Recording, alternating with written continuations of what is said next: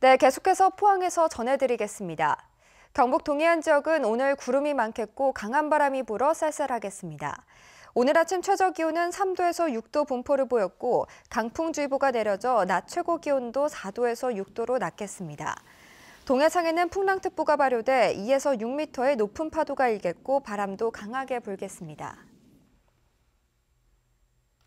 포항 지진 발생 이후 안전진단이 허술하게 이뤄지고 있어서 믿을 수 없다는 주민들의 불만이 많았는데요. 거주해도 괜찮다고 했던 아파트가 위험 건물로 판정이 번복되는 일이 되풀이되고 있어 부실 점검 논란이 나옵니다. 장미쁨 기자가 보도합니다. 정부가 실시한 정밀안전 진단에서 사용 가능 통보를 받았던 아파트가 또다시 위험 판정을 받았습니다. 땅 밑에서 건물을 지탱하는 기둥 가운데 절반이 끊어지거나 금이 갔고 전체 보의 30%가량이 끊겨버린 것으로 확인됐습니다. 안전하다고 했던 아파트가 불과 2달 만에 위험한 건물로 뒤바뀐 겁니다. 알고 보니 정밀 안전 진단을 하면서 땅속에서 건물을 지탱하는 기초조차 제대로 확인하지 않았던 것으로 드러났습니다. 너무 화가 나죠. 처음부터 우리는 이렇게 심하게 깨졌다고 우리는 계속 얘기했거든요. 그런데 시에서는 그거를 우리를 안 받아줬거든요. 불안한 주민들이 직접 호미와 맨손으로 땅을 파헤치면서 기둥에 금이 간 사실을 밝혀낸 뒤에서야 위험성을 인정받게 됐습니다. 시에서는 그걸 안 파고 그래요. 이 회장님이 맨 처음에 간독하게 파기 시작한 게 하나 둘 시에서도 도와주고 이래서 완전히 이제 전파잖아. 지자체가 지진 피해로 불안해하는 주민들에게 위험한 건물을 안전하다고 잘못 알려준 셈이지만 책임지는 사람은 아무도 없습니다.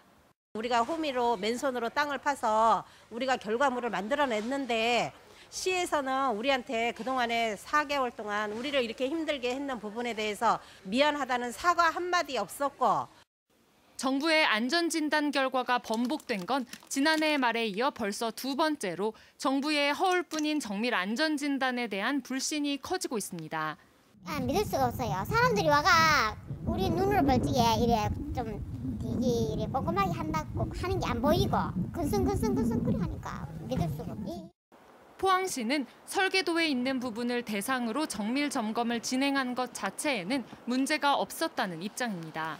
건축할 때도 처음부터는 이거는 지하가 없이 바로 기초를 해서 지상층하고 지표면하고 1층 지하 그 건물 1층 바닥하고 같이 되도록 그 건물이 그렇게 지어져 있고 허가도 그 당시에 88년도가 89년도에 허가가 났는데 그렇게 돼 있거든요. 지진 넉 달째 되풀이되고 있는 부실한 안전 진단으로 행정기관이 피해 주민들의 불신을 자초하고 있다는 지적입니다.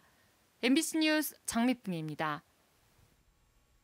더불어민주당 경북도당이 공직선거 후보자 추천관리위원회를 구성하고 윤용희 전 경북대 사회과학대학장을 위원장으로 선임했습니다. 더불어민주당은 공천의 투명성을 위해 후보자 추천관리위원회에 이진숙 대구대 사회대학장과 서화정 변호사 등 외부 인사를 50% 이상 선임했다고 밝혔습니다. 김홍진 경북도당 위원장은 이번 선거는 문재인 정부 출범 이후 지방 권력을 교체하는 중차대한 선거인 만큼 공정한 공천 관리를 위해 힘쓰겠다고 밝혔습니다. 포항시는 포스코 창립일이 있는 4월을 포스코의 달로 정하고 다양한 축하 행사를 마련합니다. 포항시는 포스코 창립 기념 음악회와 함께 포스코대로에 꽃탑을 설치해 축하 분위기를 조성하고 포스코 직원과 운재산 산림욕장 걷기, 스틸러스 경기 관람, 포스코 역사관 견학 등 화합 행사를 준비하고 있습니다. 이와 함께 오는 30일 공무원 등 1000여 명이 포스코대로 일원에서 범시민 가두 인사를 펼쳐 50년 동안 포항과 함께한 포스코에 감사의 뜻을 전할 예정입니다. 네, 이상으로 포항 MBC 뉴스를 마칩니다. 여러분 고맙습니다.